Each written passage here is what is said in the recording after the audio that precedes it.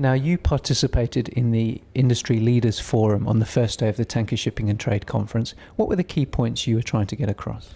Well, I was trying to get across points relating to fleet performance. And my main point was that everything revolves around your crew and how you manage your crew, how you can get them to be most responsive. That's by good leadership and by connecting with them one-on-one.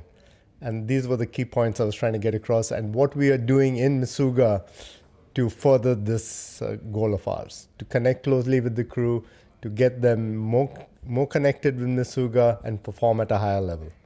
Now, you referenced an advert that ran some time ago inviting people to apply for quite a special expedition. Yes, I talked about Ernest Shackleton because he ran an advertisement in 1914 for an expedition to Antarctica, where the advertisement ran something like, men wanted for a voyage where you're faced with bitter cold, months of darkness, small wages,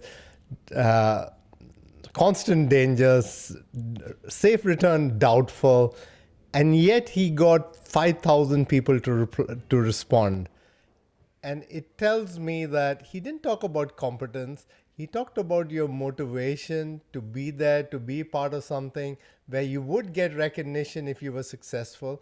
And I try to relate that to today's world where if you connected well with your crew, if you gave them something to look forward to, they had a basic level of competency, you could achieve great things.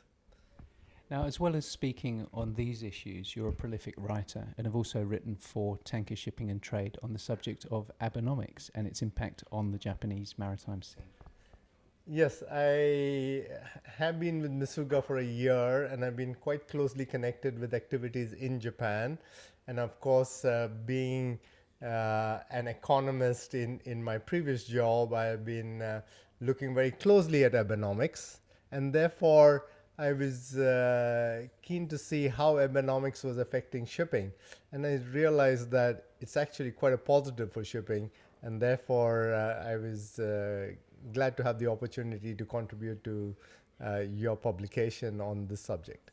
And finally, how have you found this year's Tanker Conference? Well, I think it's a really unique conference. I attended 2 years ago, but of course for a very short period of time during the day. But this was my first full day at the conference. I think it's very unique in that, of course, you have a delegate population around 150, but you connect very closely with the delegates, with your speakers. You ask them provocating questions. You ask the audience to respond and ask them to come up with questions. I think it was very interactive. I really liked it.